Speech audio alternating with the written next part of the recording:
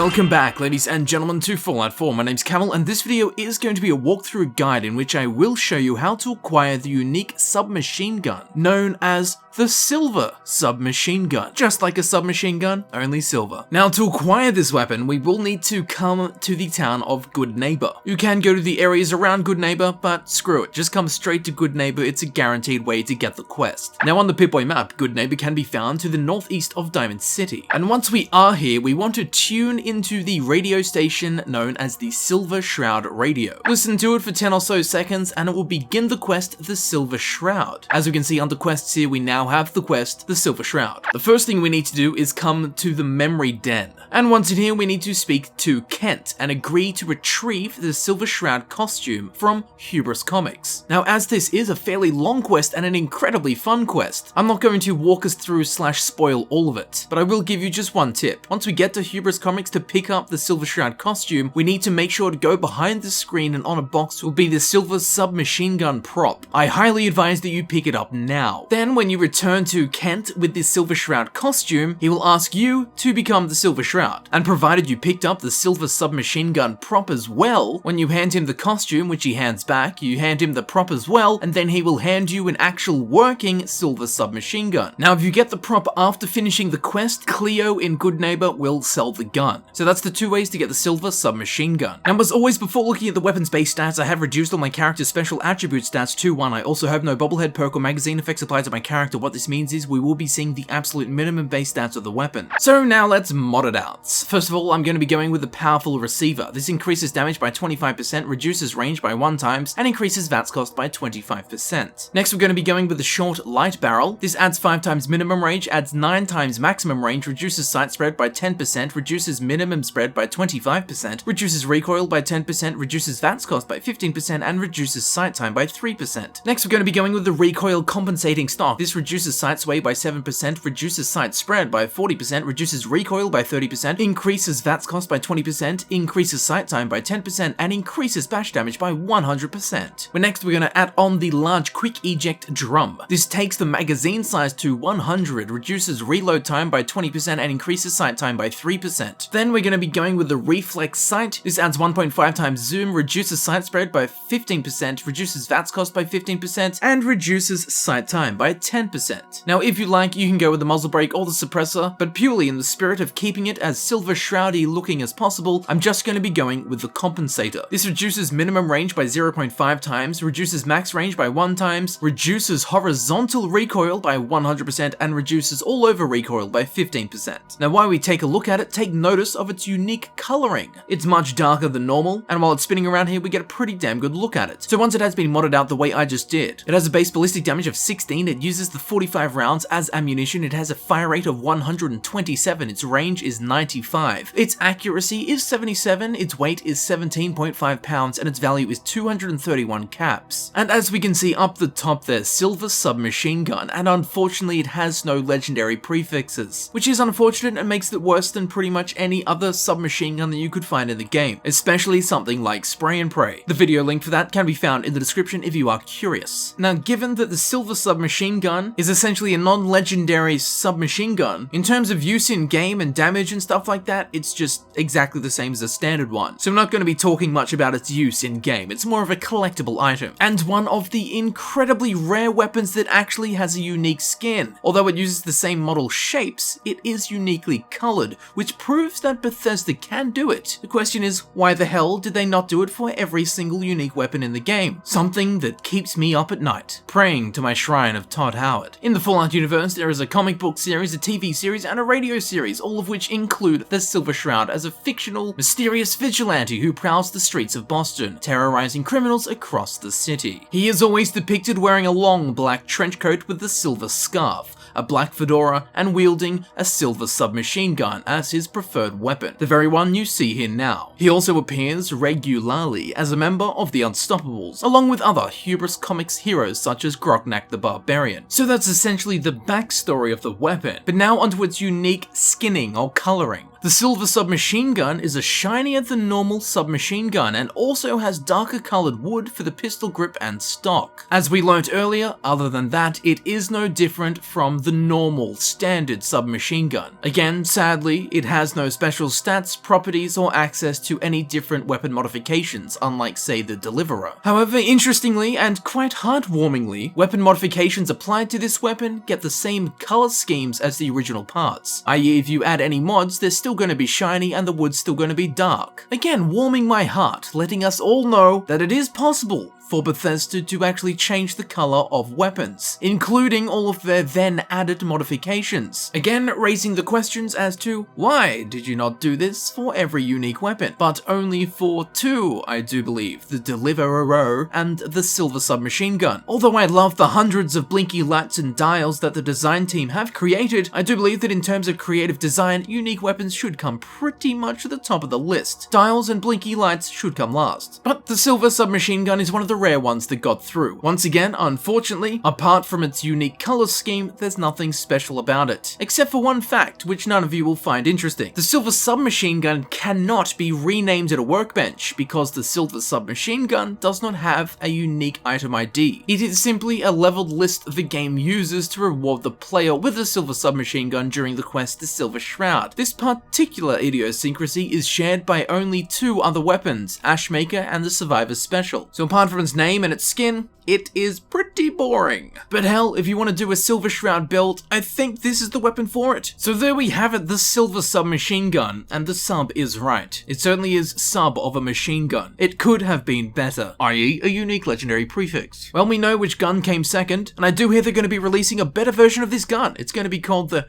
Gold Submachine Gun. But for now, here it is, the Silver Submachine Gun in action.